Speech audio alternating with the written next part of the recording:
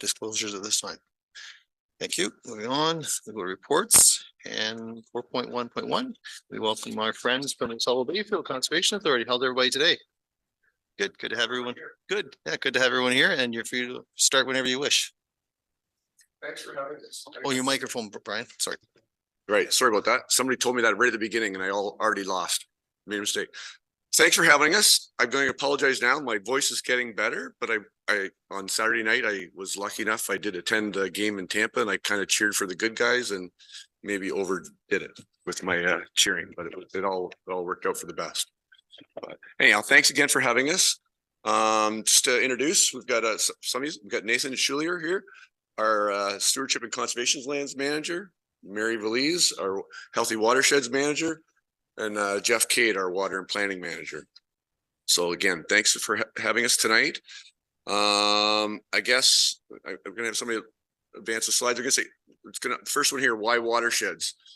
I guess you think of it, you're going to hear more of it later on through the experts, but I guess think of it this way, that while we have our municipal boundaries, the water doesn't necessarily adhere to that. So we have to consider that as well. And that's kind of, our job as the authority. The next one here we have is the Conservation Authorities Act and some updates over the last, we'll say, year or two. The first one we've got in there of governance. Back a couple of years ago when they introduced the CA Act update, part of it was about the governance. That portion really didn't, in my mind, affect us that much because a lot of it was, in my mind, was housekeeping, administration wise. And for us, we've always been good at that. I mean, it was simple things like, having your audited financial statements on the website. We were already doing that. Having your minutes and agendas on the website in a timely manner. We were already doing that. So that really didn't affect us. It affected some other CAs, but us ourselves, not so much. But, the big part, tonight's presentation, we hopefully at the end of it, you have a little better understanding. We're going to talk about our category 1, 2, and 3 services. The province has asked us to make them, those being mandatory or non-mandatory. I've said it over the past couple of years too, while the province has asked us to break them down into mandatory, through tonight, you're going to hear that in reality, the program, the category 3 items, while the province may not think they're mandatory, in reality is our local constituents and municipalities, those are the things they want us to be doing. So we think those are maybe not provincially mandated, but they're locally mandated. So with that, I'll be back later, but I think next up is Mary. Welcome, Mary. Thank you. Yeah. Can you hear me okay? Alex, can you hear okay there? Yeah, she's the monitor. Okay, can I have the next slide, please, Alex? So again, thank you very much for having us come to speak about our programs. I know that the counselors here are seeing program discussions from A to Z, everything from, ambulatory services to zoos. And when the environment comes up, it comes sometimes quite a complicated issue. There's so many different issues. There's many different groups. And what I like to remind the municipalities of is they have a process in which to engage in such a complicated topic.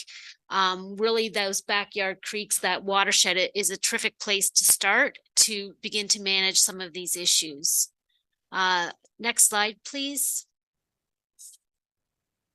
So when we think about watersheds, I like to show this slide to kind of explain things a little better. This field is also a watershed. So water is draining into those little grass waterways that you see, those lines running across that field. They're little tiny little watersheds. 2 of them come together, they're slightly bigger. Another 2 come together and that joins up and they're slightly bigger. The Conservation Authority is not managing that scale of watershed. That's not what's happening. That field is being managed as a field. Looks like it has winter wheat on it. It's going to be harvested for winter wheat. It's being managed as a field. The water is kind of a byproduct. And the same, I could pull up a slide, it just wouldn't show that nicely for urban areas where the land is being managed for urban landscapes.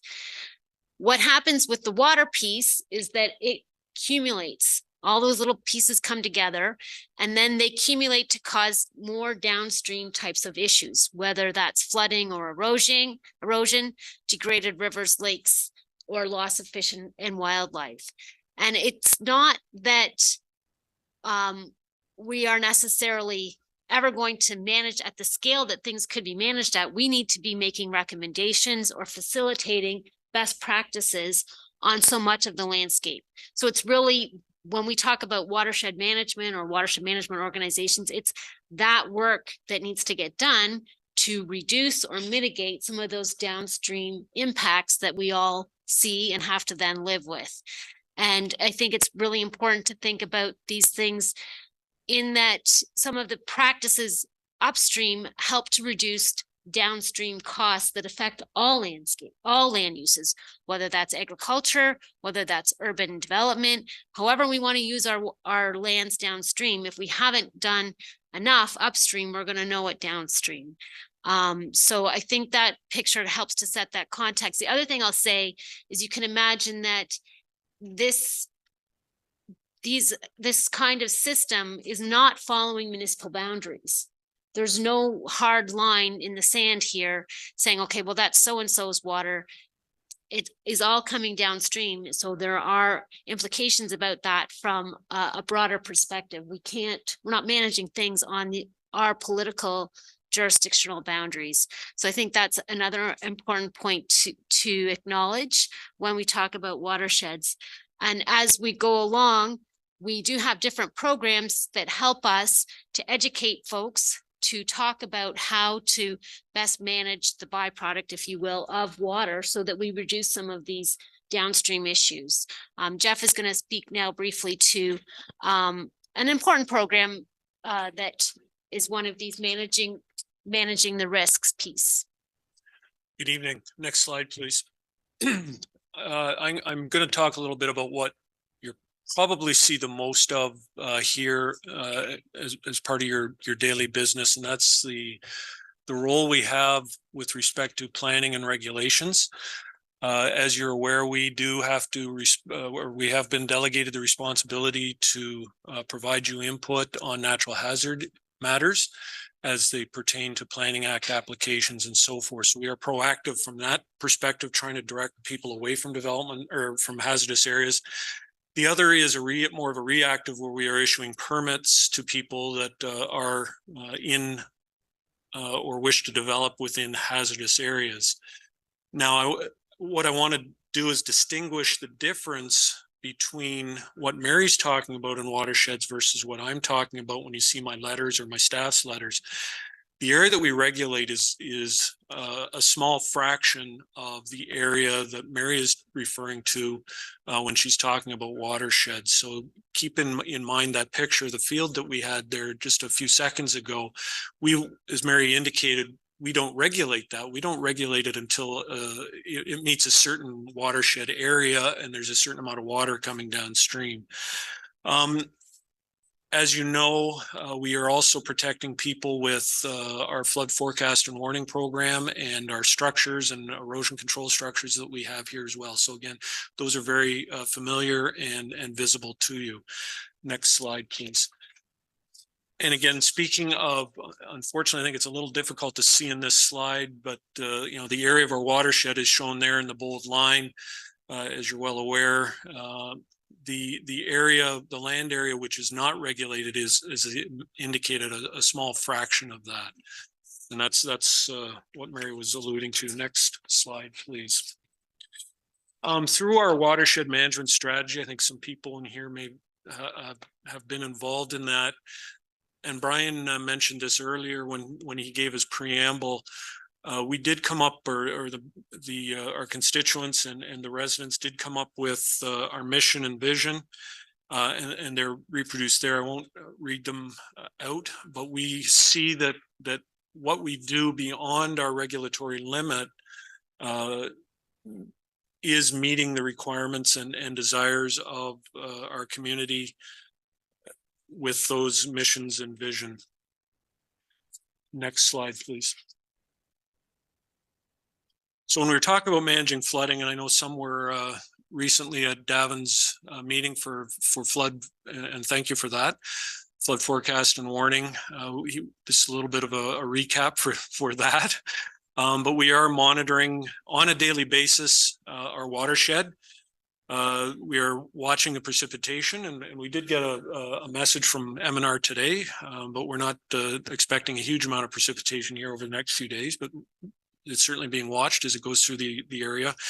We are out measuring the depth of snow on a regular basis. We are estimating what we call the water equivalent, how much water is in there. So when it does melt, where's it going and how much of it? Water levels in the water courses and the lake certainly, and the soil model or soil moisture. When we do that, we input that into our what we call our watershed model, and that's where Davin and the rest of the flood forecast team is then able to estimate what level of flood risk we're into. I mentioned being proactive. Turning to the picture on the right hand side, that's of a regulated area. And again, you can see that what we regulate is much smaller than what would be considered to be the watershed area for that specific region. And as I mentioned, we do that through our planning and regulations, the flood and erosion control structures, and certainly something that we are promoting and have always had a strong interest in, and that's in our natural areas. As you know, we've been somewhat restricted on what we can do with regards to natural areas, but that doesn't mean we're not concerned about them. And that certainly doesn't mean that they should be forgotten about with regards to their impact on flooding and erosion. If we remove natural areas, that certainly has a capacity to impact how much water is getting into a water course and how quickly that can happen. And I think that's it for me. Next slide, please. And then we'll turn it over to Nathan. Thank you and good evening.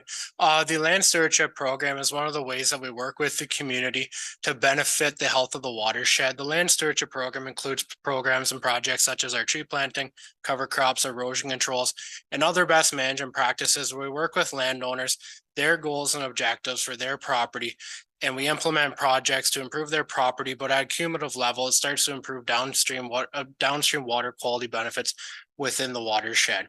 It's also a good program to highlight how some of our programs within the Conservation Authority work together, almost in a watershed approach in itself, to support the watershed and conservation. For example, Mary's program that she'll speak to shortly with the monitoring, it helps to guide our stewardship programs and how we can most effectively implement projects across the landscape in a targeted means. And these projects are all voluntary, but we can do some outreach to landowners so we can implement them in an effective manner for downstream water quality benefits. And some of these species at risk monitoring and other species monitoring that Mary's staff does helps to acquire external funding for landowners. And so the Conservation Authority is able to convey external funding dollars to the watershed landowners to support some of this good work that the watershed landowners are doing. Another way that the stewardship program works with the other programs within the Conservation Authority is through the education, and shown in this image here is a prime example of that. And it's how we can start to engage young adults and the youth of the community and start to show them some of the benefits that people are implementing across the watershed in a really practical hands-on learning experience through the stewardship and education programs working together. Next slide, please. One of the reasons our stewardship program works so well and has a good reputation amongst the watershed landowners is that it recognizes that we're in a working landscape and it works with our watershed landowners. It's not an either or approach. So you can see here within this working landscape, we've really implemented a number of different stewardship practices working with the landowners. And as I mentioned, we start to work on a site scale and meet their goals and objectives, but cumulatively they benefit the downstream water conditions, and you can't quite see it, but in the foreground of this image is the lake. So it really points to how we can work in the headwaters to benefit the downstream water conditions and subsequently Lake Huron. Next slide, please. Another program that we have, the Conservation Authority, is a Conservation Authority lands program. And so there's one that everybody's very familiar with, or most are very familiar with, being the South Huron Trail and the Morrison Dam Conservation Area. We have about 9,000 acres at the Conservation Authority that we own and manage. And of that, we have 9 conservation areas. These provide a significant environmental benefit as well as a downstream flooding and erosion control. So shown in this image is a Park Hill Dam and Reservoir. Really easy to draw the line between flooding and erosion control when we start to hold back the water through the good work that Jeff and his team do. But then there's other land such as a hay swamp that's upstream of the South Huron community, or mostly upstream of the South Huron community, that acts as a natural reservoir and is really able to hold back a lot of the flood waters that some of the communities would experience otherwise. And so not only do they have a recreational benefit, but they really start to have a downstream flooding and erosion control benefit and environmental benefit. Beyond that, there's also a really good benefit for the community and a nature appreciation benefit, because in order for people to really appreciate these opportunities, they have to first experience them. So it provides the community the opportunity to experience some of these natural areas. And that was onto Next slide, please. So just to reiterate a couple of points and then speak a little towards the strategies and the monitoring piece. So Jeff mentioned, you know, our flood forecasting and our flood erosion. And just so you know, we didn't use the number, but it is about 20% of the landscape that would be considered a fill regulated area, an area where we would comment on development. So the rest of the watershed, these small areas, are actually the areas where the management should be done before we run into the downstream issues. And we wouldn't know things like that unless we had monitoring programs to understand things better, and watershed management strategies to work with the community to communicate some of the monitoring findings. These programs are very much dependent on partners and community interests. So you'll see that often these programs are funded. Maybe there's a bit of levy that support them, but then there's external funding that support further kinds of monitoring programs. So I'll speak, and this information goes back quite some time. So some of our earlier programs are from the 1960s, where we're benchmarking some of the conditions that we can look to now to see where have we made some improvements and where do we still need some work to be done. I would say that you know, in 2002, there was certainly more interest from the community to understand some things better. And so there was a bit more of a development in some of those monitoring programs. In 2008, we worked on a few local smaller watersheds. So when we talk about our entire watershed area, it's a 2,400 kilometer square area. It's kind of hard to get your mind wrapped around when you do X, Y, and Z, what happens downstream. So you take a smaller watershed, 15 kilometers square, do some practices, see what the impacts are at the site scale and at the watershed scale. And that gives you better direction on what to do on other areas that you may not be monitoring. So there was some investment federally, provincially, obviously locally in some smaller subwatershed studies. And there has now been as well with that more investigation into these best practices and how effective are they at these different scales, and understanding that. And folks may be aware of the tile demonstration project up at the Huron View demonstration site in Clinton. That's not in the South Huron area, but lessons learned there can be applied to more areas across more regions for trying to run those best practices and reduce those impacts that are downstream. The flooding and erosion we've spoken about quite a bit, but there's also water quality, habitat loss issues that also get benefited from, that maybe don't get the same profile that our flood forecasting, warning, that kind of thing get noticed for. So next slide, please. This is just a sort of summary to explain how the different programs kind of work together with respect to some of those policies we've talked about, the stewardship programs, and then the governance piece. And this piece is very important. We did mention how watersheds don't follow political boundaries. And it is important to recognize that the governance structure for conservation authorities does rely on that cooperation amongst neighboring municipalities. And there are very few models that would exist where people are sitting around a board table making decisions that are outside of their political jurisdiction. And this is what it distinguishes us from other environmental organizations, or even indeed other watershed organizations. And this is an important point. So I think that the combination of the stewardship programs, which would be considered your category 3. Some of the policies, maybe you're more category 1. And this governance piece, which is the board of directors and the support that is required there, which is also category 1, how these pieces fit together.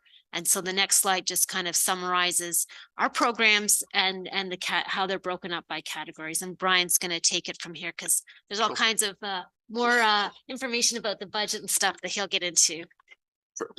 Pressure's on me now, eh? Yeah, so we have this slide here. It's just a summary of kind of what we've talked about. I mean, you said category 1, simple, the hazards, the lands, and corporate services. We got the 2, the source water, the risk management, and the 3s. And I said, we'll get to it a little later when we want to about in our agreements, but we got the stewardship, education, sub-watershed strategies, and the monitoring. So those are the ones that the province has through the act is saying for us to be able to levy that to our member municipalities come 2024, we need to have these cost apportioning agreements in place by January 1st of 2024. So in a perfect world, we're hoping, we'll get into as much detail as you want. In a perfect world, we look at having these agreements signed, later this summer. So when we come through our budgeting process, that we know that we have member municipalities that are on board with this. In a perfect world, we have 12 member municipalities. We have 12 member municipalities that sign on. But for us, the budgeting process and that back it up, we start doing a 5-year forecast that we actually put out in July. In a perfect world, we'd know what member municipalities, what their thoughts are by then. But time will tell. So that's kind of why we're here tonight, to let's start, give you a little background of what we do and where we're going to have to get to over these next few months. So if you go to the next slide on this is just a summary of, and you've all seen it before because this was in our part of our 2023 budget. This is just a summary of the combined levy that was approved in our 2023 budget. Okay, in total, you go kind of near that bottom right, we had a $1.4 million that are general and project levies combined, 1.4. And South Huron's share of their is a little, 19%. I'm going to talk. So that slide before it talked about category 1s, 2s, and 3s. So that 1.4, where we're going to need municipal these agreements for category 3. Of that 1.4, about roughly about 20%, or sorry, 15% of that is represented by category 3. About $200,000 worth of municipal levy is in that 1.4. And when I talk about that, we've, Mary talked about local dollars, so it's roughly on $200,000. That $200,000 that we get from our member municipalities for these category 3 items, they leverage roughly in 2023 budget, they leverage another $1 million from other agencies. So not municipalities, other agencies, whether it be private foundations, federal funding, as well as some provincial funding. So that, yes, these are items that we need these agreements, but those are where we get to leverage the big dollars. And if, I say, if these other funding agencies don't see the local dollars, whether it be with the stewardship and the monitoring, if they don't see the local dollars with local interest, they're going to say, well, why would we fund those? So, that's why it's important for these locally or municipal dollars. So that's what's in there. And I will say, you also have in your package, now I'll go into as much detail as you want. We have, these are the other documents that are in the back behind this are documents that we've reached out to senior staff last fall, where we had them look at our draft cost apportioning agreements. There's a cost apportioning agreement guide that we put in there, as well as the draft agreements, and as well as a beyond 2023 document. So, I guess I look to you, Mayor, whether you want us to go through a little bit of that detail, or if there's opening up for questions now, I'll leave it to you. Yeah, we'll go. Any questions at this point? Seeing any? Yeah, let's continue on then. Okay. So I guess I think you have the next few slides.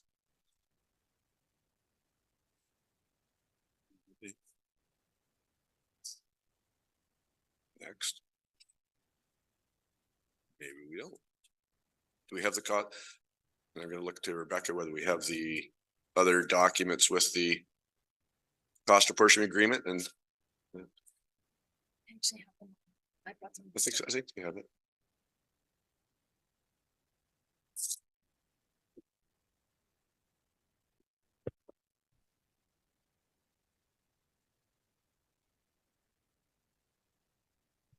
And when we get there, I might ask you just go right to the page 6 of the guide to cost apportionment agreement. Yeah, if you go to page 6 of this, that right there, that'd be perfect. I'm not sure if you can blow it up for other people. I guess, right.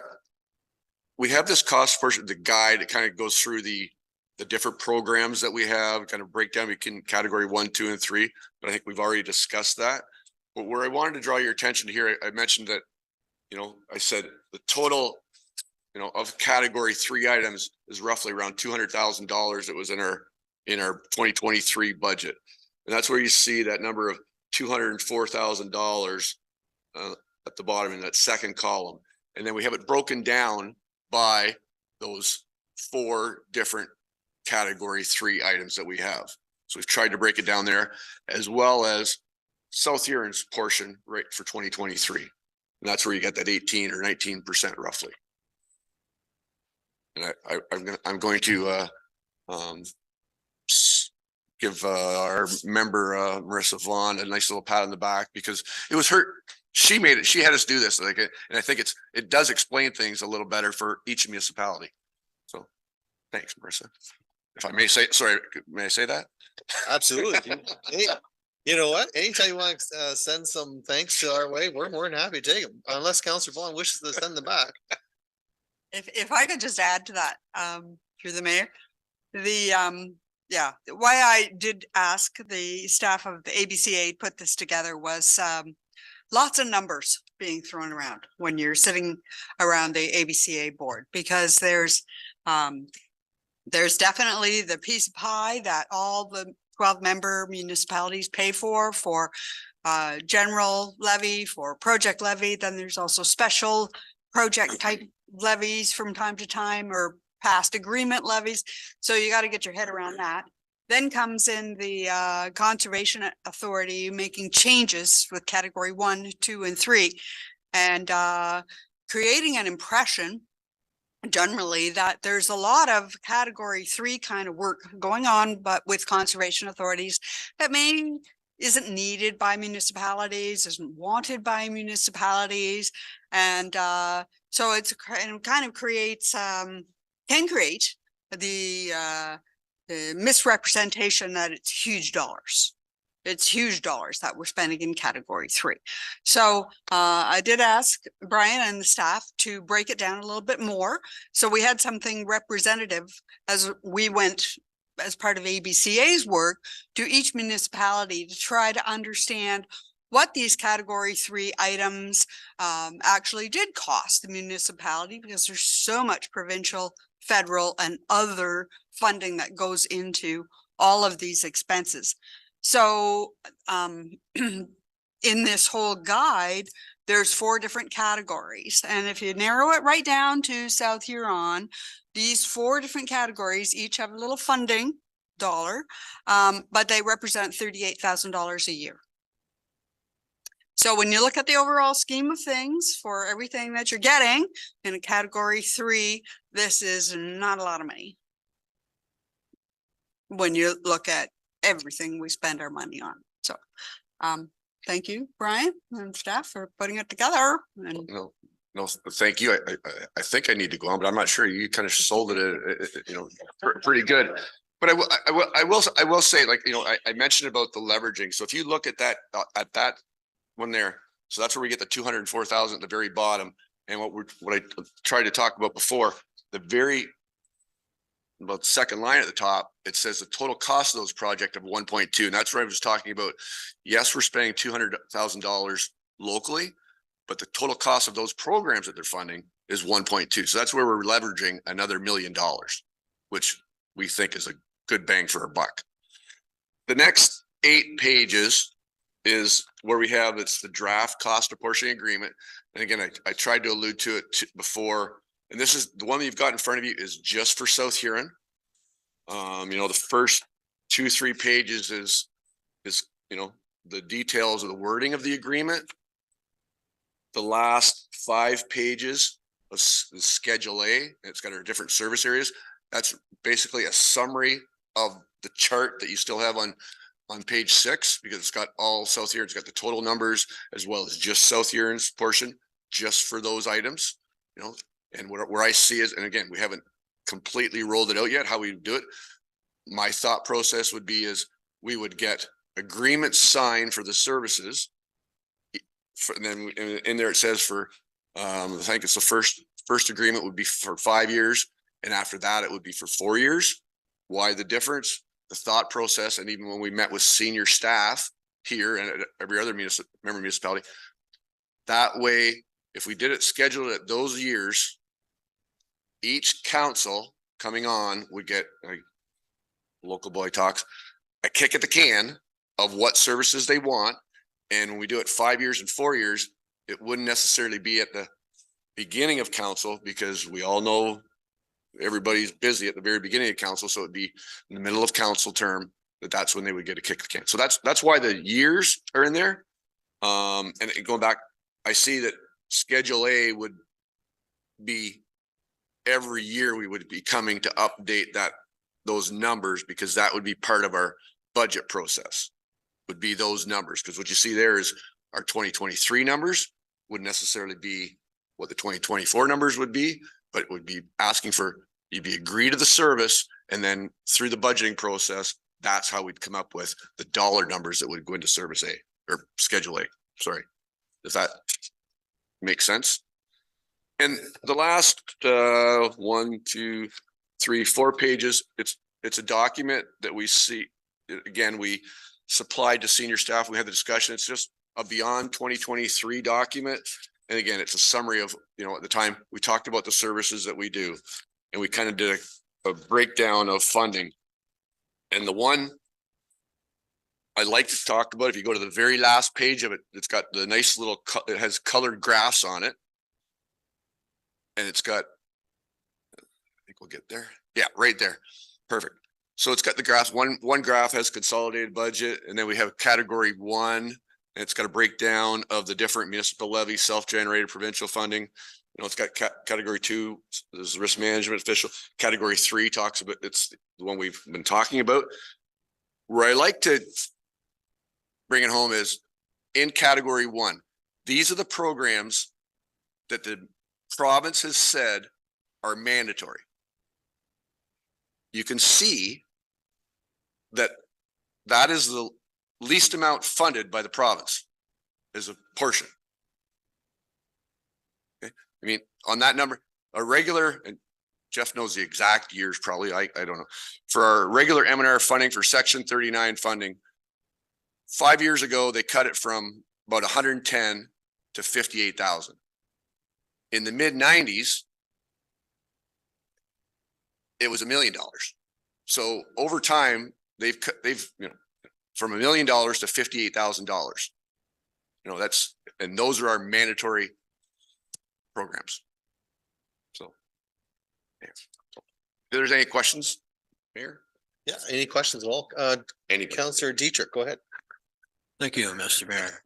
Let's go back to page 6. You said 19%. Who suggests that, or who does the calculations for that? Yep, good question.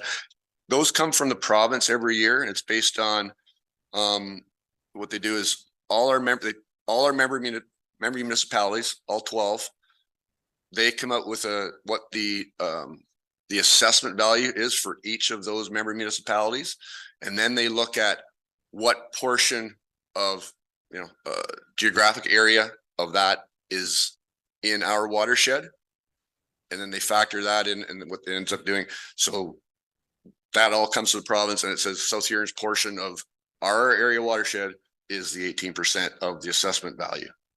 Okay. Thank you for that. Now, could you give me the bottom line of actually what we're going to have to pay? That's what you're asking us. That's what you're asking us For twenty, today. for 2023, that budget has been approved. That has. So now we're going for 24. 2024, and we haven't determined those numbers yet. I mean, Okay. in total, I mean, if it is similar, I look at the actual page 15, so South Huron this year is paying $261,000 in combined levy. You're kidding. No, and as I said, category 3 items of that is roughly at $38,000, $230,000 or 225 is what we consider is in the province as mandatory services. I'm a rookie, so that's why I have to ask these questions. I can't believe they're asking for 200 and some thousand from this municipality. Like, to me, this ABC or whatever has kind of got to be in a conglomerate thing here. Like, holy moly. And I understand what you're trying to do. Like, don't get me wrong here. It's quite a bubble for me to swallow. I'm, like I say, a rookie. So, And I do appreciate the comments. All I'm gonna say is that's where province mandatory services would be roughly $225,000. So it's the non-mandatory, the category 3 items would be the other 35,000, you know, so. okay, thank you. Good. Thank you, Brian. Councillor, go ahead. Thanks, Mayor. Thanks, Brian, for your and the rest of the gang for your presentation. The 18.62% right now. We're all waiting for the elephant in the room of MPAC to catch up one of these days. How is that going to affect this number as we move forward? Is it a percentage of, you know, someday if our assessment catches up to what's happened in the last few years here, how is this going to change this number? Roughly, your guess is as good as mine. I guess in a perfect world, the other member municipalities are also going to be affected. So presumably theirs is going to move up, you know, at the same level or same rate as South Huron. I have no idea, but you know, I assume everybody's going to be somewhat similar. Absolutely. Go ahead, Councillor. Yeah, just to follow up, I probably not, because some are growing faster than others and have higher land values or higher residential values, you know, so everybody, it'll be all over the map of how this MPAC changes for every municipality, I would say, because not everybody's growing at the same growth as everybody right at the moment. So I expect that percentage will change, but If I may, so if you go to the slide in the watershed presentation that showed the combined general and project levy, you know, you raise a good point. I mean, the overall our percentage on our levy increase in 2023 was 2.48%. South Huron's percentage was actually 2.05. What does that say? That says South Huron isn't right now, based on the numbers right now, South Huron is not increasing in the assessment value faster than the average member municipality. So, you know, going forward, you around the table probably know better than me what the assessment values might be down the road. Councillor, go ahead. and thanks. So yeah, so I appreciate that. No, and I agree. It'll vary all over the map. One question I did have is, Brian, you mentioned that that you'd been in consultations with our senior staff to review this apportionment agreement and things. And I've just wanted to maybe get a comment from our staff on the process that you guys have gone through so far, and just how you guys are feeling about the process right at the moment. Ms. Sue Carlson. I would say that we first reached out to us end of December 2021, I believe it was. And then February of last year, you sent the draft out. It was circulated to council as well. Council this information came to council in December, and council did ask at that time for committee of the whole. So that's where we're at right now. In October, former CIO, Best and myself, we met with Brian and Mary, or no, maybe Might have it was been Kate. It was Kate, yes. And we discussed it. I think there were some minor revisions, basically administrative at that point.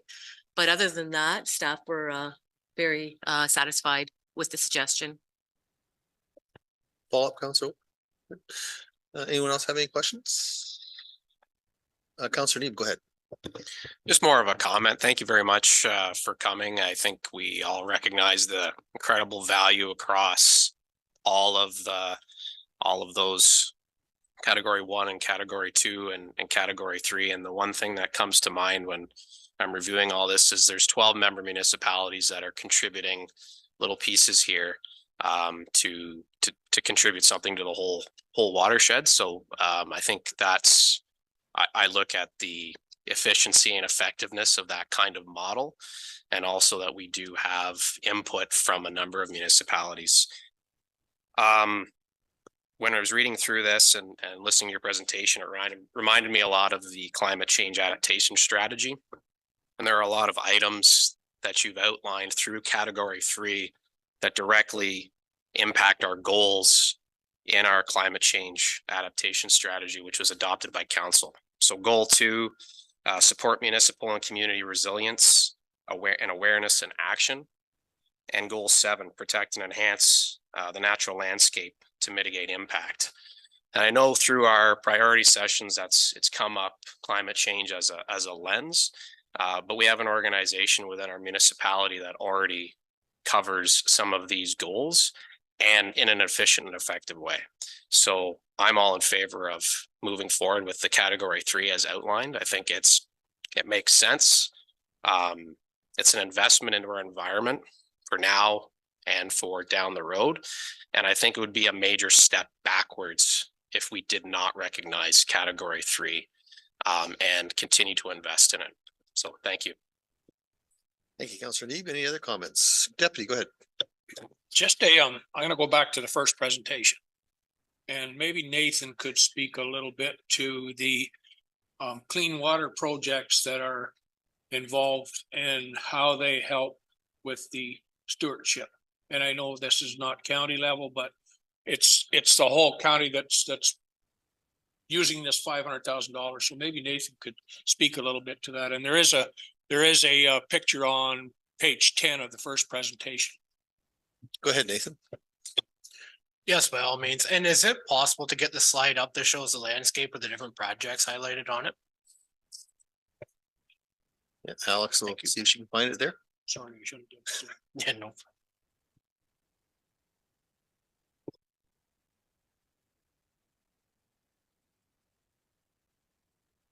Perfect, thank you. So many of the projects that we have outlined here are eligible projects through the Huron County's Clean Water Project. On top of the Clean Water Project, many of the programs that we implement through the Conservation Authority have the same program criteria and goals and benefits. And so we're able to take programs like the Huron Clean Water Project and leverage it against some of the funds that we're able to acquire through the local investment. And so we're really able to get a lot of investment into Huron County through that program, as well as the watershed as a whole, and which accumulates to kind of improve the downstream benefits. Different projects that we implement through the Clean Water Project, being some of the most common ones, our tree planting. As I told Rebecca earlier, we've had one of our busiest, if not our busiest ever tree planting season this year. And so there's lots of support amongst at the landowner level for those programs. Erosion control projects, so the infield grass waterways and erosion control berms, as well as some of our cover crops, which have been 3 that have had a lot of uptake amongst Huron County. I think we really do see the signs of the benefits of that investment when you drive around, particularly September, October, and you can see the amount of cover crops across the landscape that are helping to hold sediment nutrients on the landscape and keep them out of our water courses and improve downstream water conditions.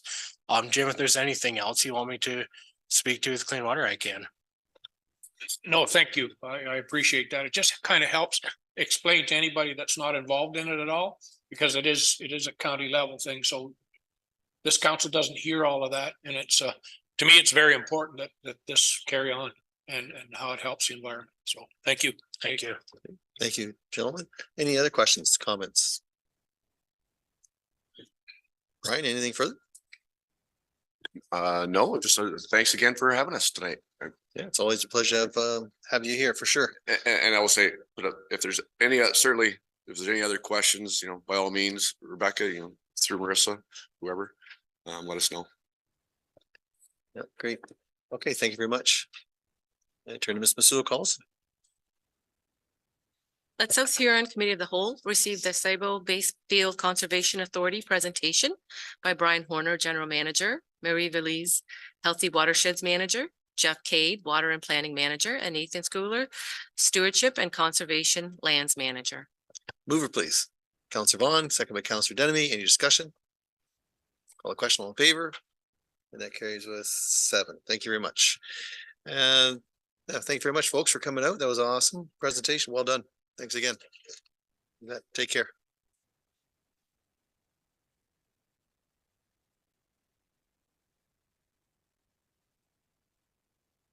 They're attending via Zoom and they're online already. Yep.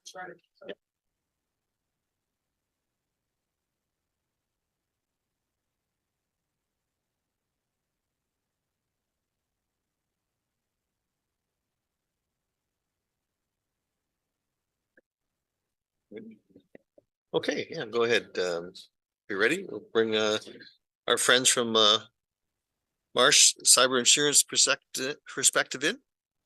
Oh, there they are. How are you? Good evening to you. Afternoon.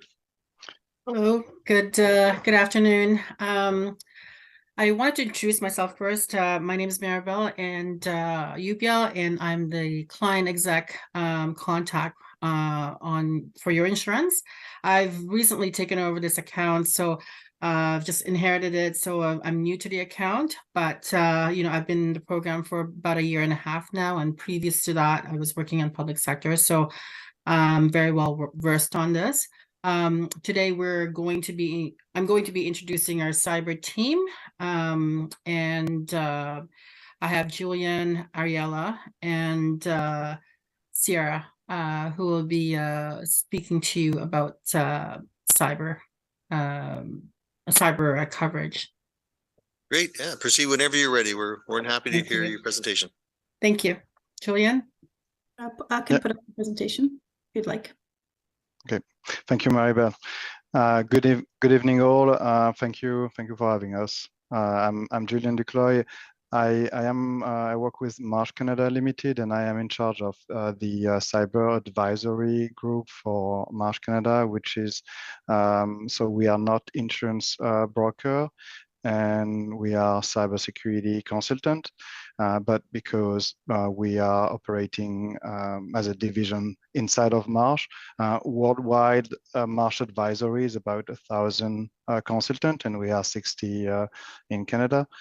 And so we are not only knowledgeable in cybersecurity, but because of our affiliation with Marsh, we know cyber insurance markets, and we see the cyber risk from this lens as well. So that's this type of specific position and knowledge that we would like to leverage today for this presentation. Ariella, do you want to introduce yourself? Hello, my name is Ariella Bicassis. I am part of our cyber risk advisory practice, and been with Marsh and McLennan companies for about 20 years or so, and the last 7 working in our cyber risk practice. And happy to share some of the insights that we've gathered over the last few years around cyber risk and the impact that it's had on the cyber insurance market, and how we've seen that as well in terms of some of the changes in the market. So thank you very much for having us today. Also, Sierra Skena was mentioned, but she's not attending today, even though she's helped us in preparing the presentation. So maybe, so Ariella, you are controlling the slides, is it correct? Is there anything that you want, any comment, anything you want to share before we get into the content? From members of council, is there anything, comments at this point? No, you're free to go ahead whenever you're ready. Okay, and I don't know if this is the practice, and so sorry if it's not, but if you want to interrupt us during the presentation to ask questions, this is fine. If you want to wait for the end or for the end of the section, this is fine too. It's you're leading on that end. And so as you can see on the screen, our agenda, we have 4 parts. First one is about what is the cyber risk environment today and how it has changed in the past 3 years, more or less. So the lesson learned from 2020 to 2022. The second part is about cyber risk and versus insurance. So how this cyber risk threat landscape evolved or impacted the cyber insurance world and how it's translating, and then on part 3, how it impacted the insurance industry and how they responded to it. And the last part is what we learned from that, from the insurance industry response, and how we can better protect ourselves as organizations and even individuals, actually. I will be talking to the part 1. Ayala will take part 2 and 3, and then I'll go back on part 4. So let's get started, Ayala. For the next slide, sorry. Okay. So what you can see on this chart is the evolution of the ransomware incident frequency between 2016 and 2022, though, as you can see, we have incomplete data on 2021 and 2022. I apologize for that. But the point of this is to show the increase that we have seen in 2019 and 2020. So apart from like in 2017, where we have a peak for WannaCry and Petya ransomwares, which could be potentially even considered as one event in some way, and like not exactly, but actually it was the same event that generated all these incidents. We have a relatively stable frequency up to 2019, where it start to increase slightly, and then 2020 increased very significantly, because basically in 1 year it's multiplied by about like 5 to 10, somewhere about 5 to 10. So and so the idea is to understand what is behind this and how it translated after into the insurance industry. So if we move on to the next slide. For each bar on this chart, it's 1 year, and each color is a different ransomware variant. So if you look at the years 2016 to 2019, you have between 2 and 5 different variants, 6 on the 2019 for each year. Then 2020, 2021, there are a lot more variants at play, and it shows how there's a massive shift in the ransomware and organized crime industry in terms of creativity, innovation, and efficiency. And they are able to, like we are all familiar with what is a variant due to COVID-19 pandemic. So it's kind of easy to translate our knowledge into the ransomware. So imagine that all antivirus that are used to a signature, same as a vaccine, instead of having like a few ones in 2019, there is suddenly this dynamic environment where they are trying to catch up with.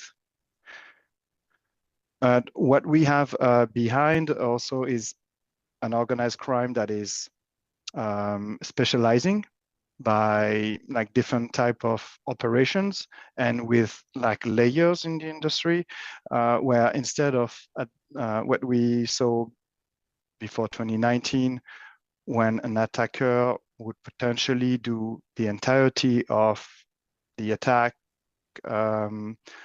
from like the initial compromise into a system to moving laterally, escalating privileges, accessing like the administration of systems, and finding the data, exfiltrating the data, installing a ransomware that potentially would be customized to not to be detected, or and then executing the ransomware after like maybe destroying the backups, and after reaching out, negotiating the ransom payment, etc.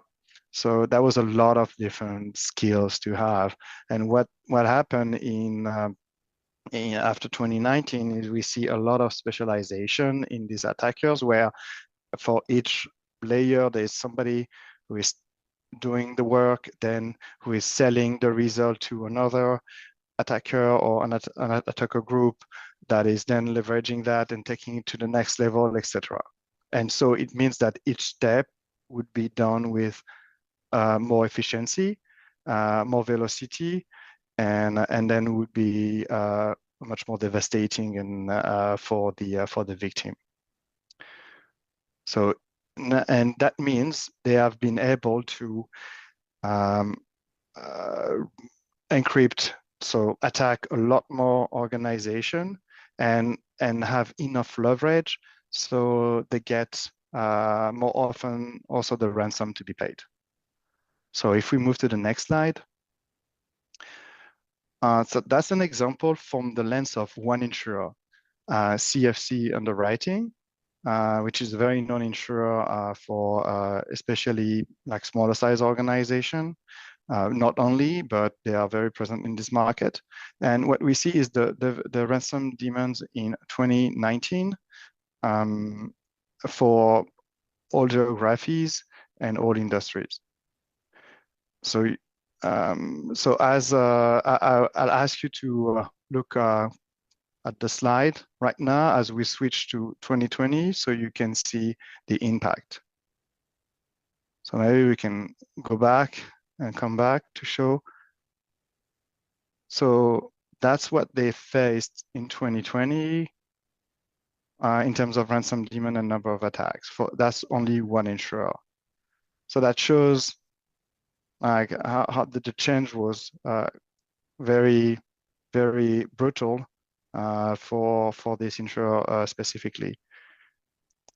Now, if we look at, that's the ransom demands. And on the next slide, we look at, on average, the payment versus the demand.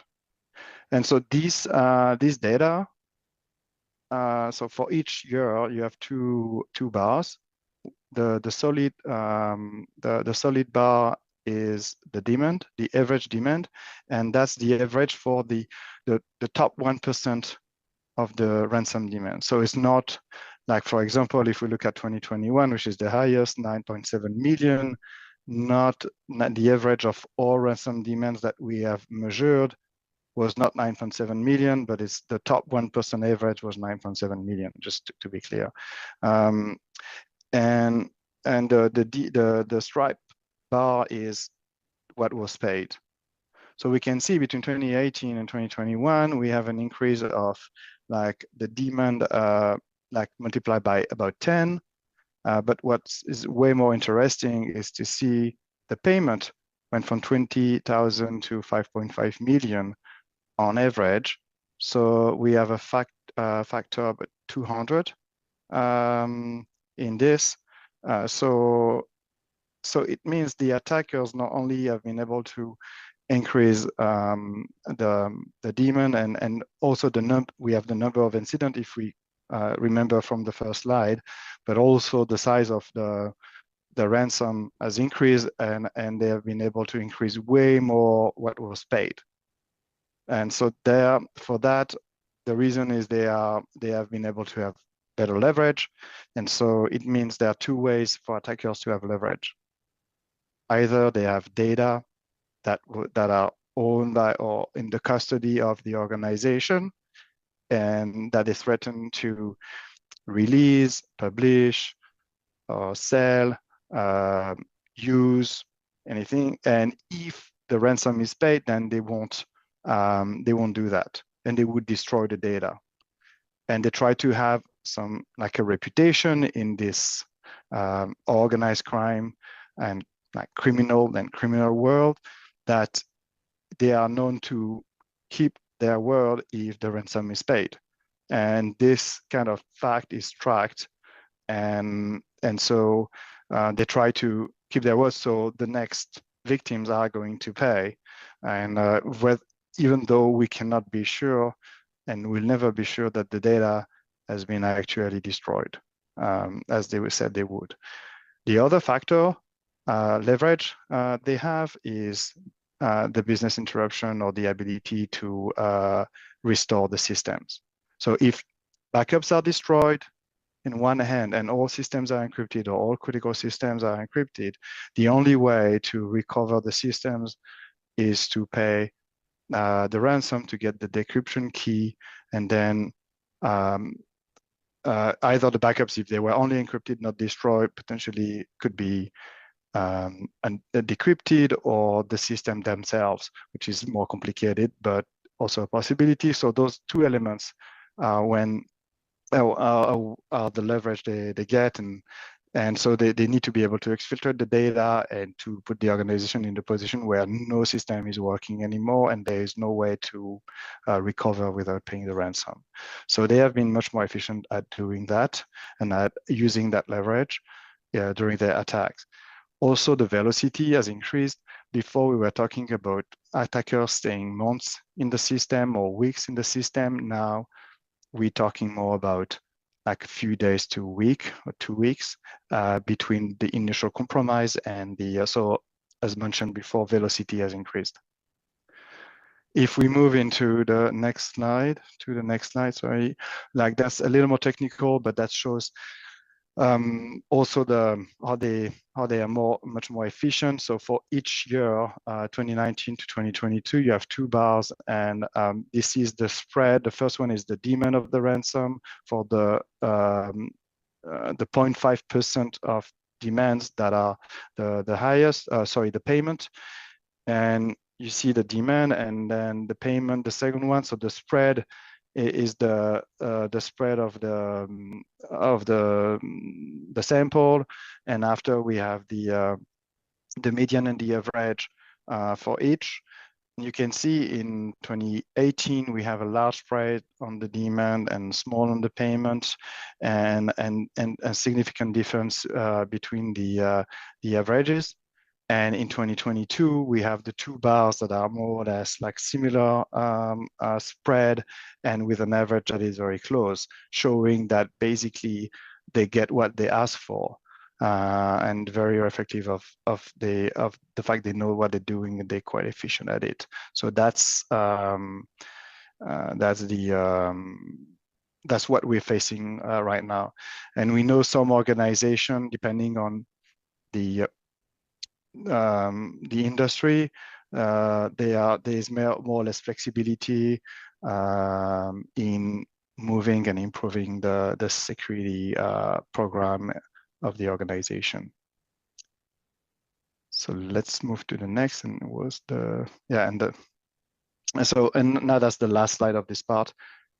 This is the share of ransomware, so by count, by industry. And we can see that public administration is the second largest share. So I think a royal blue,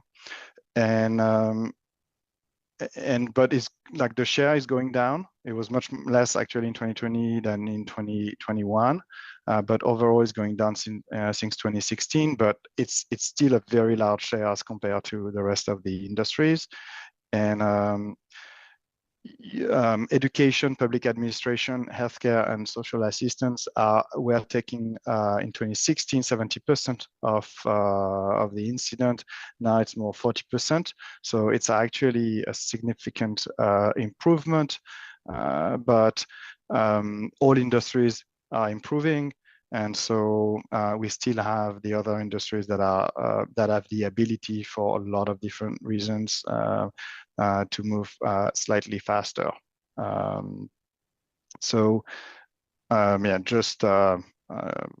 Just just wanted to talk about this industry vision. And now I'll hand it over to Ariella for the next part. Thank you very much, Julian. So now that we understood about the threat landscape, about in terms of the risk and how it's evolved, we want to talk about what does that have the impact that that's had on insurance and insurability. So let's think about what do we mean by cyber, and what kind of events can trigger a cyber insurance claim. So two things to think about. One is the network security breach. So that's a breach of the network security that could result in impact to data or an impact to access to the organization's computer systems. And finally, we can think about if an incident that can affect the organization's computer system and therefore have a trickle or consequential impact on a third party's access to their systems, or having malicious code from the organization systems to a third party system. So that's overall, in terms of having your network security breached and the types of incidences. The second type of trigger is a privacy breach. So we can think about, from a municipality standpoint, if there are a breach or failure to protect electronic or non-electronic data, there could be some consequences in terms of personally identifiable information, even the organization's sensitive information. So from a municipality standpoint, there's a lot of information that's collected from the residents' point of view. So we can think about taxation data, information on family services or electoral data. There's even employee data. And so there's a wealth of data that can be potentially breached and can trigger a cyber incident. So there's a lot of, when I think of cyber incidences and what could trigger, it's quite broad and all encompassing in terms of potential triggers for cyber incident. If we move on in terms of potential impacts and consequences of a cyber incident, a cyber event, it could be a malicious attack or even an accidental event that affects your systems and your data or your technology. So the impact can have a non-physical impact. So we can think of the data breach that we talked about. We could talk about having impact on the integrity or the availability of your systems and data, but it could also have a physical impact. So when we're thinking about some of the operational technology and some of the work of the municipality, if some of those operational technologies are affected in any way, it could result in property damage and even bodily injury. So we could think of the critical infrastructure that is managed by the operational technology at the municipality and those potential impacts. The consequences are quite numerous, and it can lead to different losses and claims. So we can think of if the systems are interrupted, potential loss of income, especially if around the ability for residents to pay fines or taxes on time. We can also have numerous first or third party costs. We'll talk about that a little bit more. Data breaches can lead to fines and penalties. Julian talked about the extortion, so the ransom that's paid, as well as other, consequences that they're quite numerous. So when we're thinking about insurance, it has many triggers and can lead to many consequences. So this is, a little bit of, what we're talking about now. What's insured or non-insured in a typical policy? We think about the first party expenses and third-party liability. So quite different than other policies. A cyber insurance policy is more all-encompassing in terms of being able to provide you coverage for first and first party expenses and third party liabilities. So quite large in terms of coverage. One of the things also to think about is when we're talking about first party expenses, so those are expenses incurred by example by the policy holder, the for example, the municipality. So if there was any kind of breaches, you can think of the costs that you would have to retain legal counsel, to have forensics, if there was a breach, to notify those that have been breached, as well as interruption to your systems and loss of profits that may have happened. So that's what we're talking about from first party expenses, and third party is the liabilities that you may have because of the cyber event that was covered. So as we can see, cyber insurers cover many of the consequences that we have. It is one of the things that we want to highlight here is that as the risk landscape evolves, as Julian had presented, as the number of claims and losses increase, that has a direct impact as well on the losses and the total consequences that can be covered by insurance. So there's a direct hand-in-hand correlation, because so many of the consequences are covered by cyber insurance. So one of the things that we want to present to you is a bit of an example. It's on the larger side.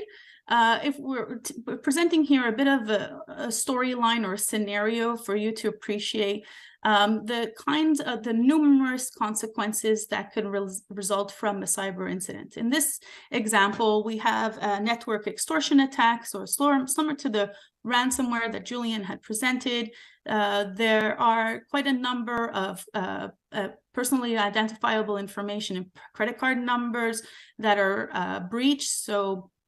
And then there's a resulting impact to the organization in terms of potential loss of an interruption to operation. So it's on the larger side. This example that we're showing, about 70 million or so in losses. And if we look at the number of consequences on a typical network extortion attack or ransomware, it could be in the order of 10 or 15 different types of consequences. But as we were saying, the column here that represents whether it's insurable or not, almost all of the consequences in this illustration are insurable, with the exceptions of employee overtime and mandatory security improvements. Now, mandatory overtime, there's maybe a way of working around that if you have the ability to hire third parties to help you to expedite some of the work that you're doing. And so there might be a way of covering some of those costs. But mandatory security improvements is not necessarily something that is covered by cyber insurance, given the fact that it's not there to, cyber insurance is not there to improve your environment or your conditions. So it's not there to help it make your security posture better than it was before the incident. So other things to think about are, in this example, there wasn't any physical damage. That may be an area that, can be covered, but it's through, there may be some exclusions for that, or separate coverages that you have to get in order to get that covered, similar to theft of funds. So those are why those are like listed as no. So just that gives you a bit of an example of how cyber insurance policy can cover some of the losses that you have.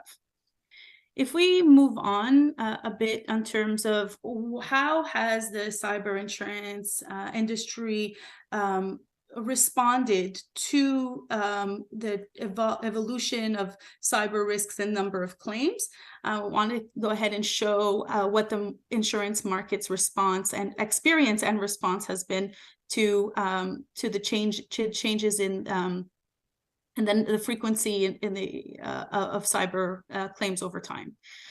So just a little bit of context on the cyber insurance. We really want to say that it is efficient, as it allows for organizations to be able to cover quite a number of different consequences, as we had mentioned before.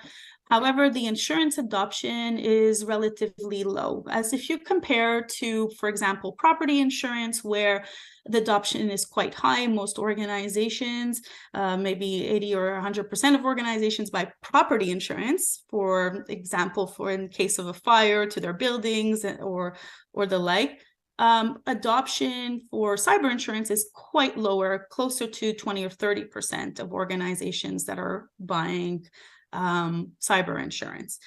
The larger organizations, for example, are not necessarily buying cyber insurance. They've invested heavily in their controls and would find it quite expensive for them to purchase cyber insurance to cover their entirety of their risk.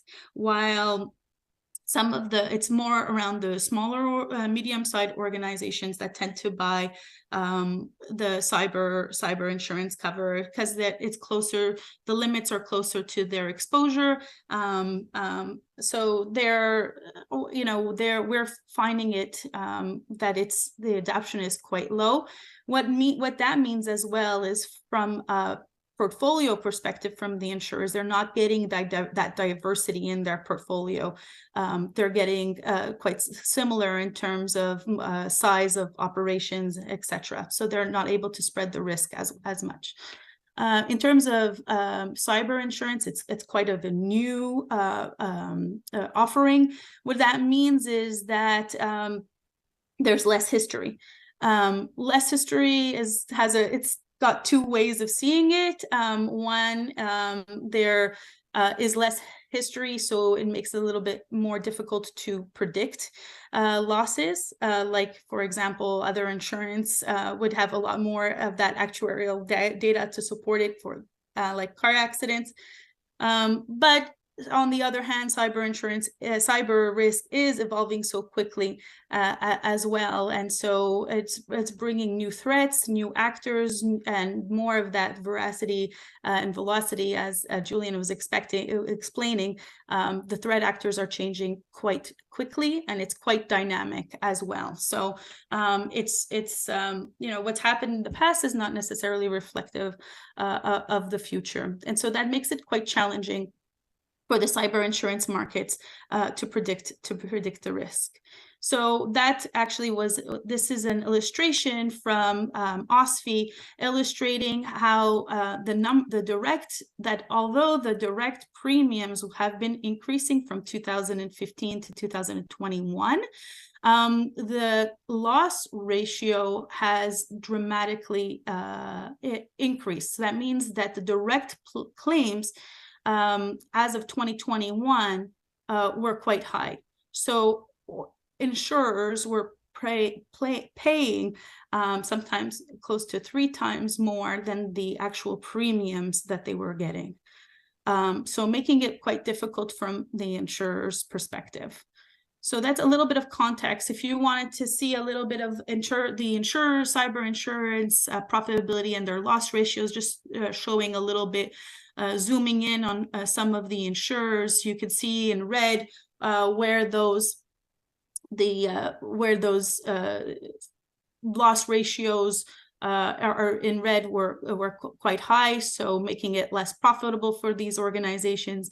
You can see Allianz had one of the highest loss ratios, and they exited the market. Other insurers, you can see AXA and Access, they had a positive loss ratios, but their business is quite different, where they're not the front line insurers. Just to give you a bit of a perspective of the difficulties that some of the insurers were having in 2020 and 2021, and what's driving some of the demands that they have as well, and the market. So just a bit on terms of what does that mean in terms of the market and what we're seeing. In terms of claims and rates, we see some more of that stability, like ransomware frequency has dipped, but the severity and the sophistication still continues. There are in December, cyber premiums have increased between 10 and 17%. The increases have moderated over time, but still there's still increases. The structure and the coverage, there's still some the capacity and the competition for clients are improving. But there's still insurers that are continuing to impose restrictive coverages. We're still seeing some areas where there are increased limits and increases in self-insured retentions, and the underwriting. So as we had said, underwriters are asking for full applications, a lot more information around the controls that organizations have in place. They're becoming a lot more sophisticated, and their expectations have increased enormously. We have a point of view on the 12 controls and best practices that are seen by insurers as being essential. And Julian will give a perspective and an overview on what insurers are requesting and how that helps to improve the organization's cyber insurance posture. So he will we'll just give you a perspective here. We're seeing that rates are stabilizing, but and the trend is continuing. This last data is as of December, so the increases they're still increases, but they are a lot more moderate than they were in the past. Now we're seeing, and that's because of the frequency of losses that started to trend downwards. However, in 2023, there are in the first few months, it's not charted here, but we had seen some larger losses, and that may have an impact on the market going forward. So that's a perspective from the insurance side, and I'll turn it over to Julian to give you a little bit of perspective on the cyber controls. Thank you, Ariella. So as you have seen, insurers in the past 3 years, and especially in 2020, they have faced a dramatic situation where, as a business, when you have expenses that are 3 times your revenue, then you are not going to last very long if you cannot rectify the situation.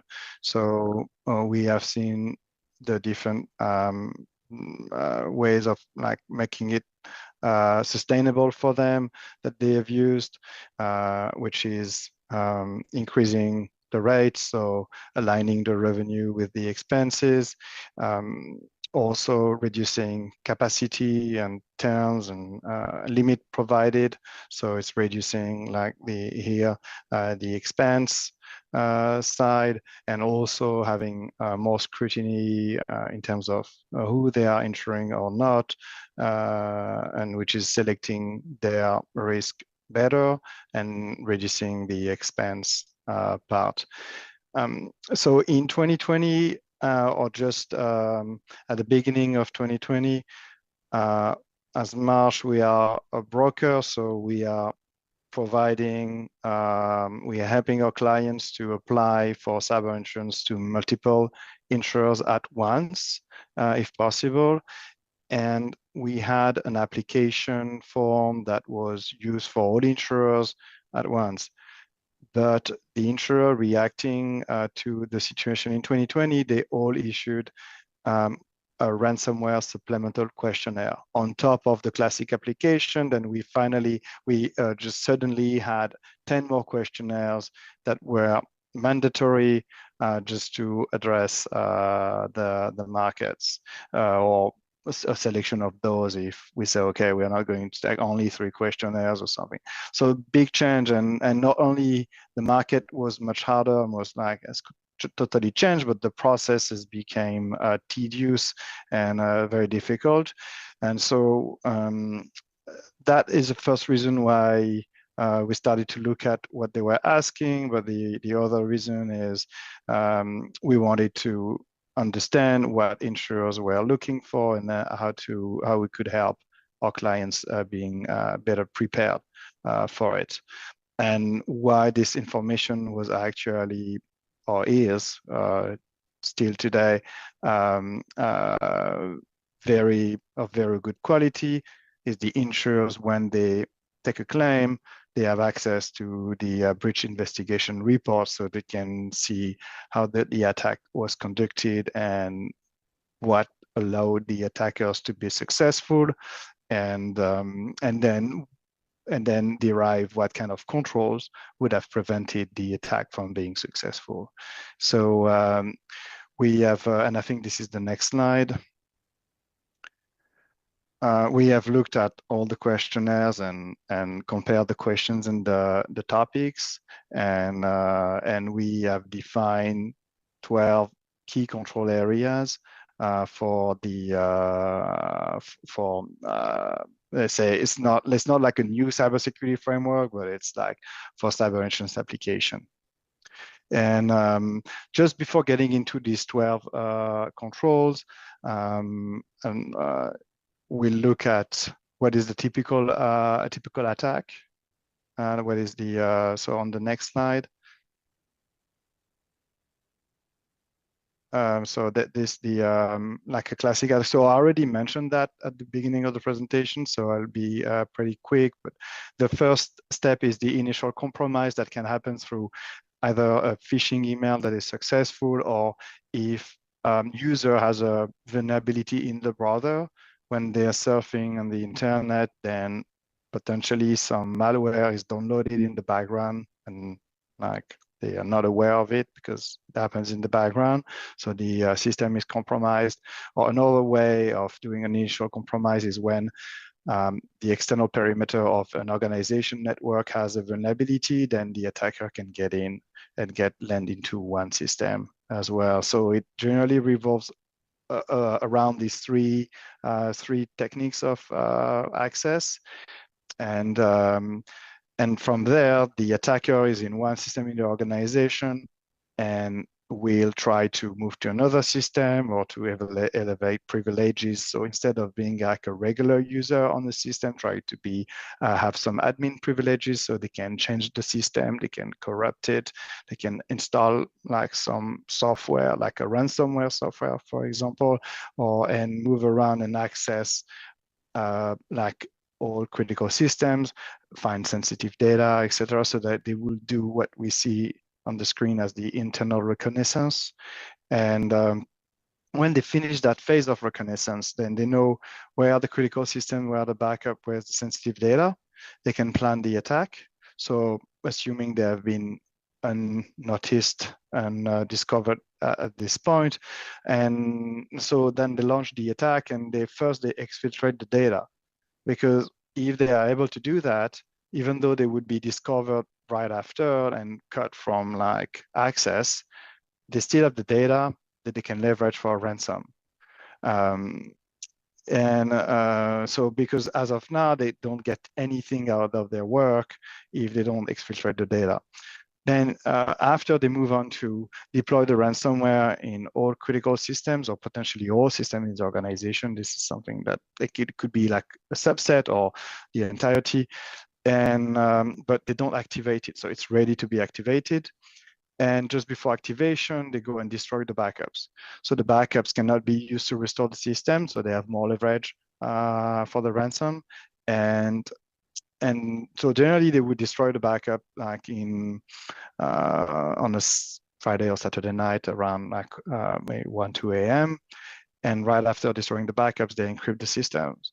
So then the organization, there's nothing like responding anymore, and somebody trying to connect to the system will receive an error message saying that there's no system responding to that, and then there would be somewhere on an email or a message saying that to reach out to this address to negotiate for ransom, that like this is the systems have been encrypted, the data is held, etc. And then the incident response process is starting. So now the question is like, what kind of like from the insurer knowledge, seeing a lot of different breach investigation report, what are the most important controls to prevent this attack from being successful? And so here it's important to see that, to keep in mind that those attackers are here for money, so profitability. So they are not, they hack or they attack, sorry, not, I shouldn't use the word hack, but they attack organization to be paid, which is very different from like a nation state type of attacker who is paid to attack or to get into system to access data and is not looking for ransomware.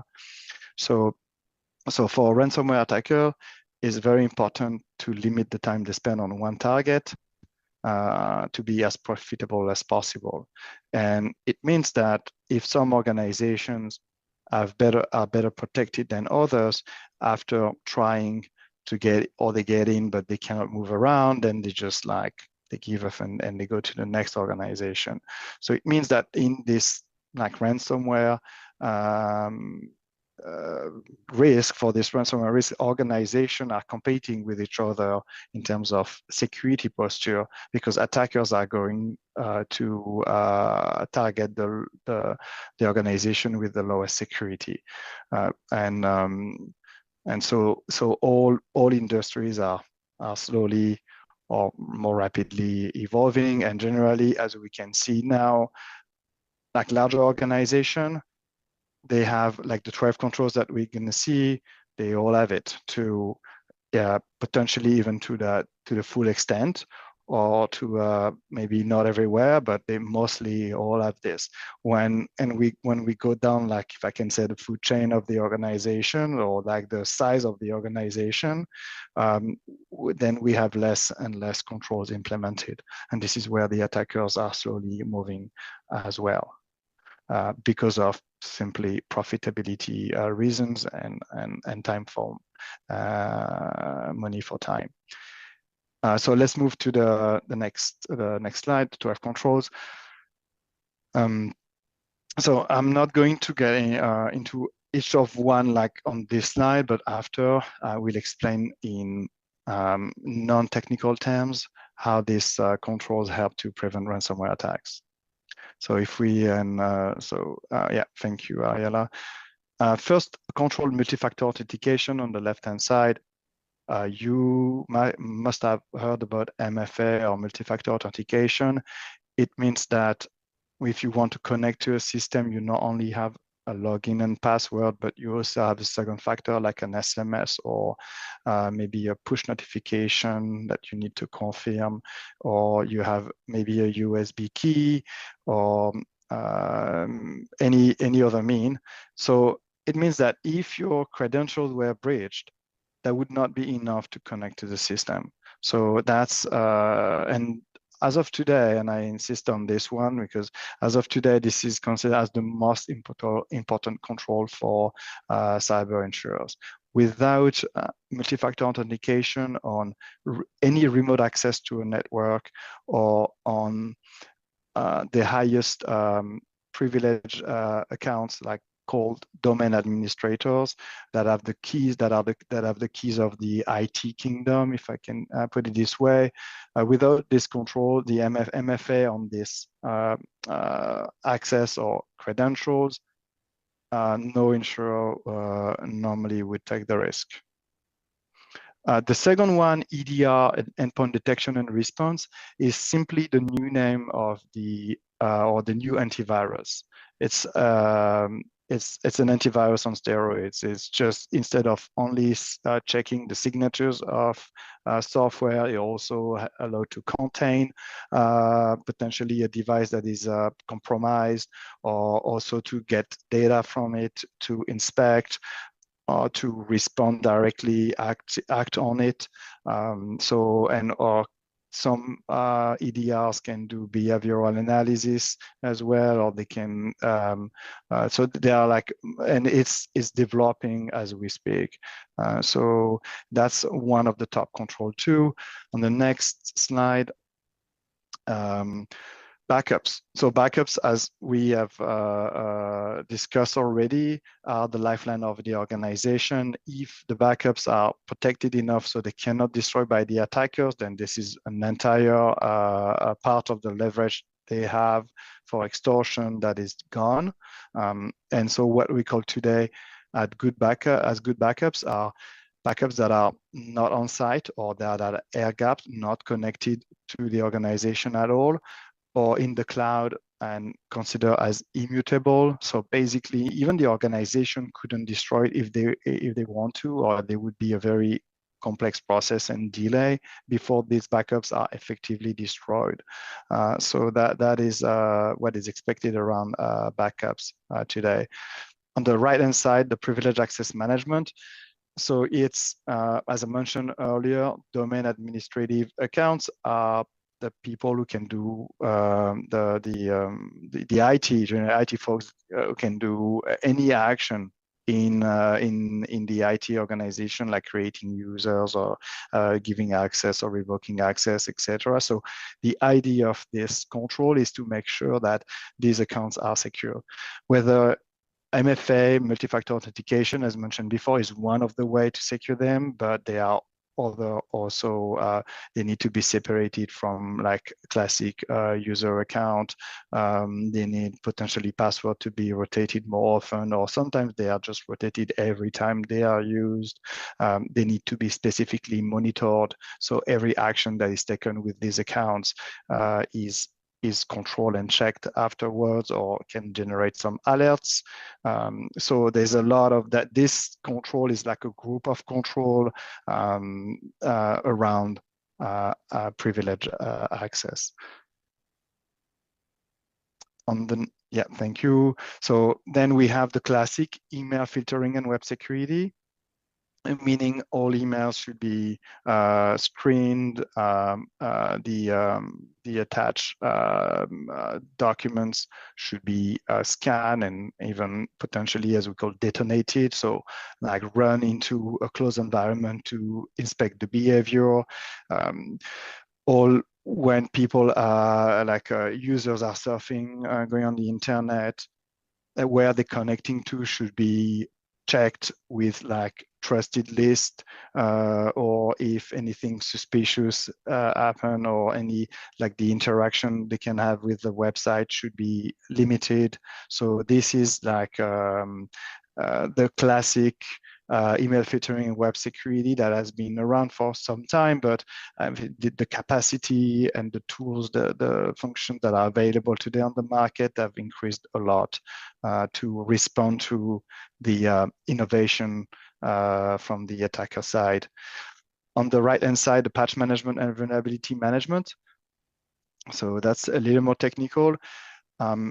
It means that, and you have heard about that in the news, but we are talking about like this new vulnerability on systems, or like Hafnium or Heartbleed or Log4j, or those vulnerabilities were critical because it means that somebody has found a way, like a door in a warehouse, to enter into a system. So let's say this system, who has a new vulnerability that was just found, is exposed to the internet. If it's not patched, it means that the vulnerability can allow somebody to get in. So it's like vulnerability means, if we compare with a physical building, it means there is a door. So imagine that one of your most important warehouse where you have a lot of value is actually one of the lock is not working anymore, and people can know that, and they can, from the other part of the world, they can figure out that you have a warehouse with that kind of door that is vulnerable, and in 5 minutes they can enter. So that's why this control is critical, is to be able to patch as soon as there's that kind of vulnerability. So you have different level of severity. Some vulnerabilities are not as important, but when we are talking about this level where it's somebody can get in from anywhere in the world, normally it's considered a good practice to patch and to close that within 24 to 72 hours. But that means resources and policies and the ability to react fast. If we move to the next, so cyber incident response planning and testing. So it's one of the soft controls that we have on the list. And imagine, again, analogy of a building and fire risk.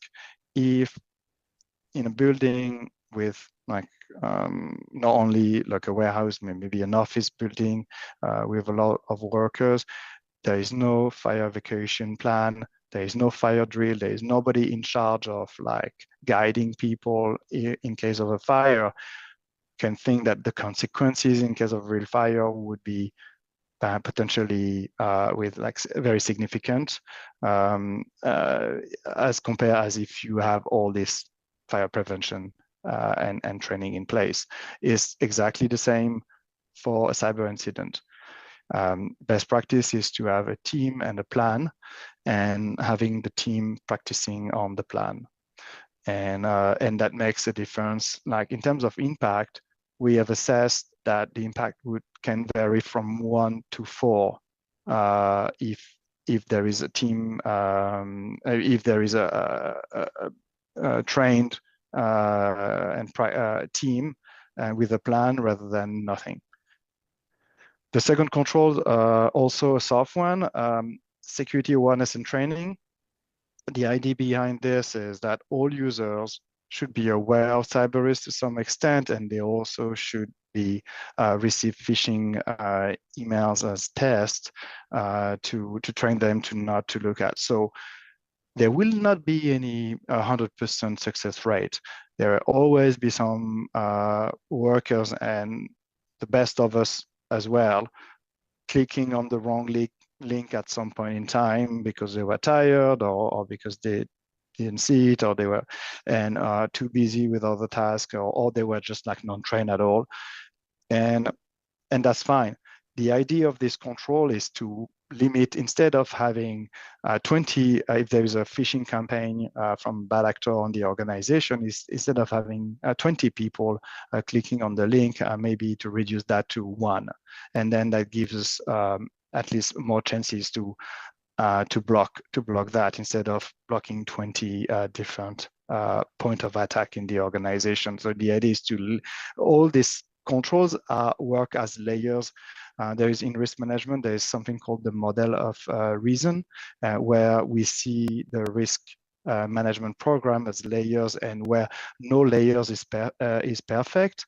Then the next layer is potentially catching and preventing the incident to become a catastrophe.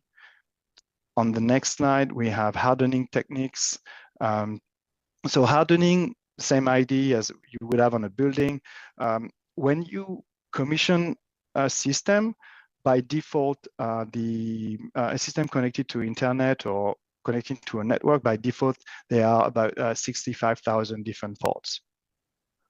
So the idea is that you want to open the ports and the communication protocols that only the one that you need. Otherwise, an attacker can leverage any of these ports.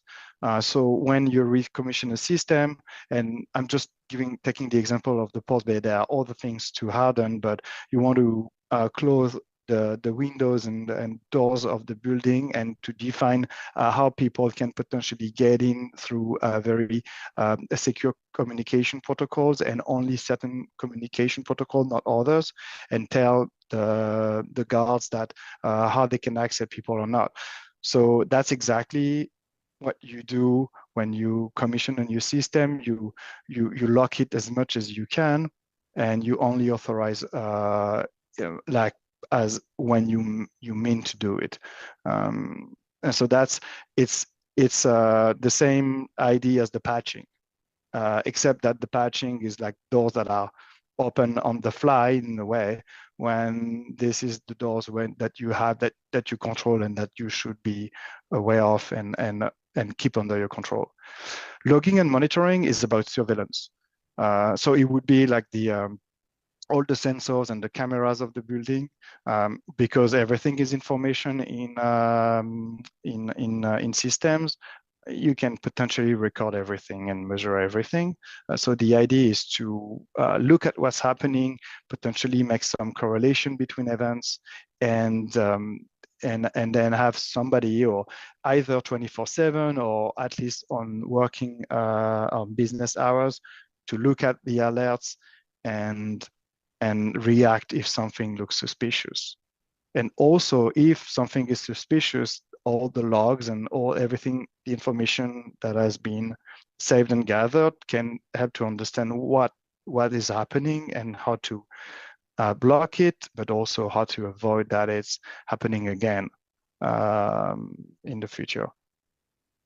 And the last two are end-of-life systems. So end-of-life means the systems are unsupported by the manufacturer.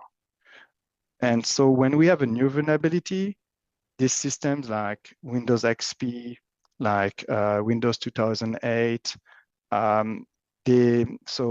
Microsoft cannot issue new patch for all their historical systems. So they will support the system for 10 or 15 years. And after they say for this system, you need to upgrade because we are not going to provide a patch. So it means that when the vulnerability is discovered, this is an open door, and this door will stay open forever. So organization needs to change the systems, upgrade the system when they become end of life. The last control, vendor risk management or supply chain risk management, is has been actually added as a very important control a little bit later on, because in 2021 we have seen a lot of like supply chain attack like Kaseya or Microsoft Exchange or SolarWinds, and so this is that put a lot of emphasis on this control. So I hope I presented this this control and how they work in a way that was fine for everyone to understand, even though not everyone would have an IT background. Yeah, it's very well done, Julian. We appreciate the presentation. I don't know if there's any questions for members of council or any questions. Councilor Neeb, go ahead. Yep, thank you, Mayor Finch, and thank you, Julian and your team for the presentation. There's definitely a lot of information to take in and a lot of strategies that we can implement moving forward. My question is just in regards to the initial compromise stage that you're referring to, and somewhere in the presentation it said 50% of attacks start as phishing emails. I'm just wondering what the other 50% would be. Julian, go ahead, please. Yes. So the other 50% would be so a mix of different causes, and the two most important causes would be a vulnerability on the external perimeter. So one server or service that is facing the internet has a critical, what we call a critical vulnerability, that allow somebody also in the internet, so anyone, to send a message to the system and then get in by exploiting the vulnerability. So that's one way of the initial compromise. The other way is a vulnerability in a browser like Microsoft Internet Explorer, Edge, or Chrome. And Chrome, like no browser is immune, and so this browser has a vulnerability. So when a user is actually going on certain website, and that would be a malicious website generally, then the website connects with the system, and through the browser vulnerability would be able to download a malware into the system, into the organization. This malware will activate and generally start a communication between the attacker or like another, like this is happening on the website, and then the malware would connect to a system of the attacker that has actually put the malware in the website. So some legitimate, like non-malicious website can actually have this problem. And when a user go to that website and has either the browser not patched, or if it's called a zero-day vulnerability, so zero-day means nobody has found out, which is quite rare, and it's normally used by nation states, so that's a little special. But whether it's a known vulnerability unpatched or a new vulnerability that the manufacturer is not aware of, then the malware is downloaded, and then the attacker can come in. So those are the two main reasons of like the initial compromise. I could mention another one. In fact, two main reasons on top of the phishing email. So like if I mention a fourth one, it would be somebody in the organization that is under duress and that opens the door to an attacker, for example. That's very rare, but that's another example. That is non-technical, but that's more social engineering. Thank you. Follow up? No, thank you very much. I did have another question, but it's not necessarily related to the last one, but is that all right if I? Might as well go ahead. Yeah, go ahead. Yeah, it's just a question about vendor and digital supply as far as insurance. Do insurers have recommended digital vendors that we should be going through for some of our modernization software, or is that completely different? It's just depending on how systems are tested by the underwriters. Julian, can you take that, please? Yeah. So the software or the vendors you would use for modernization, could you elaborate on that part, please? Yeah, sorry, I know that wasn't necessarily clear. We're going through a modernization process with some of our IT. I'm just thinking in terms of, is there specific software that has been identified as being better for municipalities or not so good for municipalities in terms of vulnerabilities? So I just know. Are you talking about like an enterprise resource planning software to manage like the finance and the supply chain, or the need like procurement and? Yeah. Yes, exactly.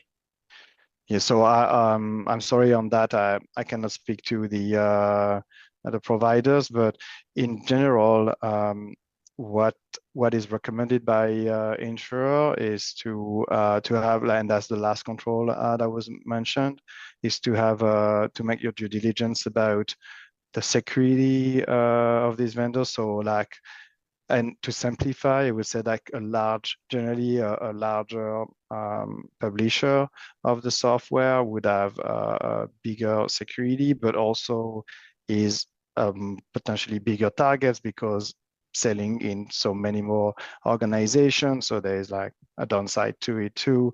And also make sure that your data is, you have a copy of it. So if it's in-house, maybe this is different. It's more like your backups, but if it's a SaaS, which is a software as a service, so basically everything is in the cloud, that if something happened to that data, that you have a copy on your own. There also are recommendations around like you can audit the security, or at least request the details of these vendors. So if they host the system themselves. So it's a SaaS. Normally, they should have some certification like SOC 2. That's the name of like the most common certification for that. But we can provide a list, a checklist for vendor risk management or assessment if you want to after the call. I don't know if I covered your question. No, I think you did. I think that'll be helpful. Thank you very much. Thank you. Councillor Oak, go ahead, please. Thank you, Mayor. Thank you again for the presentation. In light of what's happened with the neighboring municipality recently, and you know, obviously this has come center stage here. Just wondering what our staff are thinking next steps might be in this process, or are you working towards any initiatives on this vein? Ms. Mizzou-Collison? Manager Curry is on here. I know he's been hard at work, working on the applications that Julian and Ariel had talked about. Mr. Curry? Yes, thank you, Mr. Mayor, and through you to Councillor Oak. Thanks very much for the question. That's an important one. We've all heard tonight how maintaining a robust cybersecurity posture is absolutely vital. And I can say that the entire South Huron team has been hard at work in this regard. We've had great support from our third-party IT service provider, industry-leading consultants that we've hired over the last few years, as well as from the team from Marsh. So I can say that all 12 of those key control factors are on our screen. And while I can't speak to activities specifically in Open Council, but what we're doing and why, I can assure you that we're taking this very seriously. Thank you, Mr. Curry. Follow up, Mr. Oak. Thank you. Any other questions from members of council? Hey, thank you very much. Thank you very much from Marsh, for all of you for doing a great presentation. We appreciate it. And we've learned a lot here tonight. Thank you for having us. Thank you. Thank you. Ms. Mizzou-Collison. The South Huron Committee of the Whole receives the cybersecurity insurance perspective by Marsh. And a mover, please. Councillor Neeb, seconded by Councillor Denemy. Any discussion? Call the question. All in favor? That carries a 7. Thank you very much. Item number 5, please. The South Huron Committee of the Whole does now adjourn at 5:57 p.m. Moved by Deputy Mayor, seconded by Councillor Neeb. Any discussion? Call the question. All in favor? That carries a 7. Thank you. Thank you, everyone, for participating tonight. Meeting